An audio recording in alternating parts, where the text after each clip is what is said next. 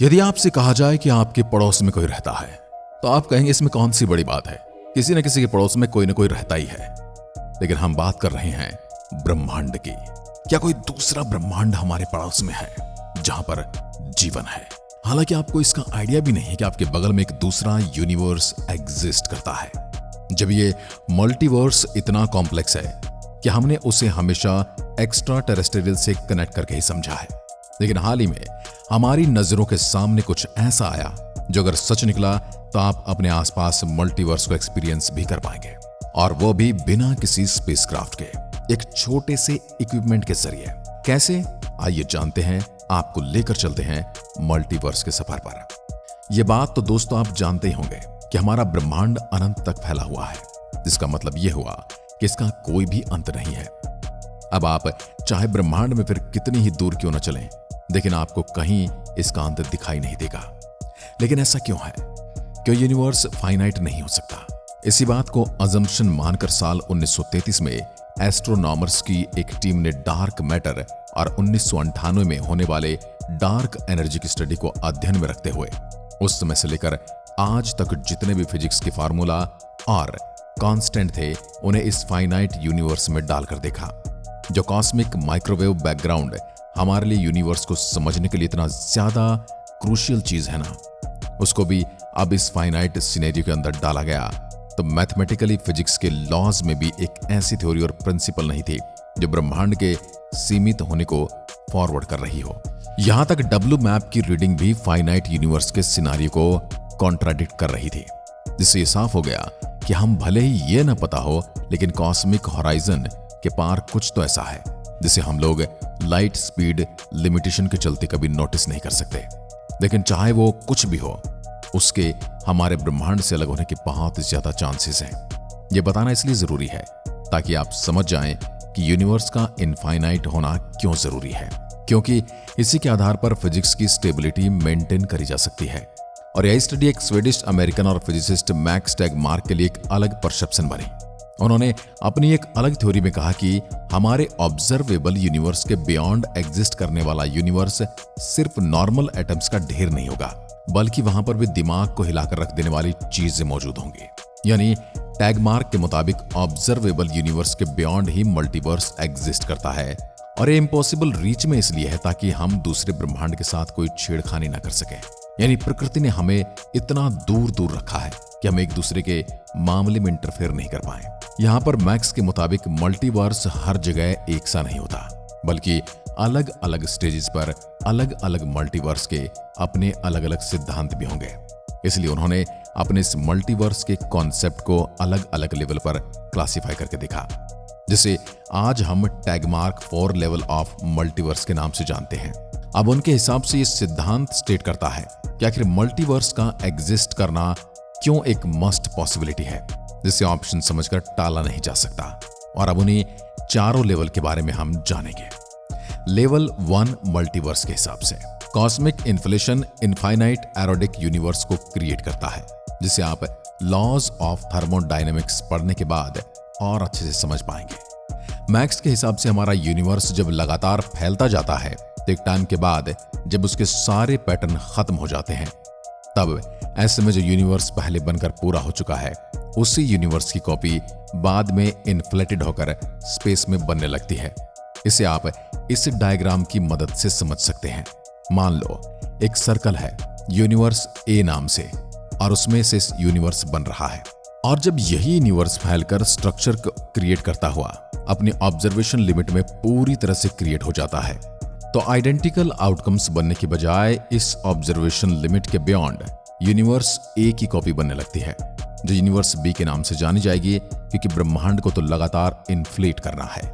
Max के हिसाब से यूनिवर्स बी यूनिवर्स ए से काफी हद से ज्यादा मिलता जुलता होगा, जहां इसमें हमारे यूनिवर्स की तरह same physical constants, same physics के लॉज और उसी तरह के प्लैनेट और गैलेक्सी मौजूद होंगे।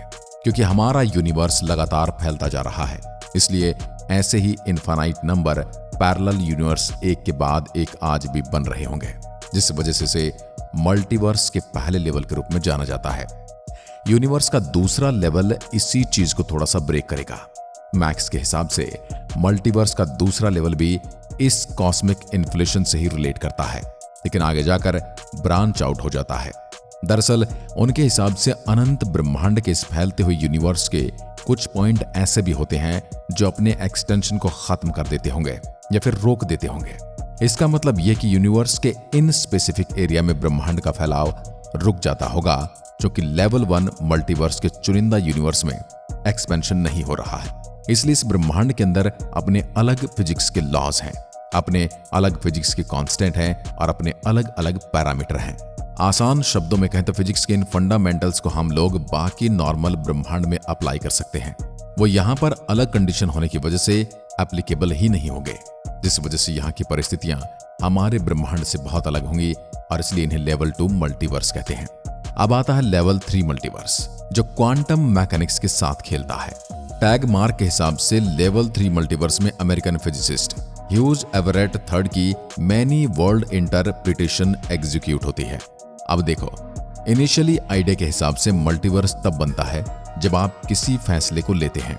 मान लीजिए आपकी मम्मी आपसे पूछे कि डिनर में आप क्या खाओगे, तो यहाँ पर आपके पास कुछ चॉइसेस होंगे। इस आइडिया के हिसाब से अगर आप बर्गर खाने का फैसला करते हैं तो एक टाइमलाइन ऐसी भी निकलेगी जहां आपके किसी दूसरे वर्जन ने उस रात दाल चावल खाने का फैसला किया होगा, और केवल एक चॉइस आने की वजह से इस यूनिवर्स में 2 ब्रांचेस बन जाती हैं और ये अनंत काल तक यूं ही चलता रहता है।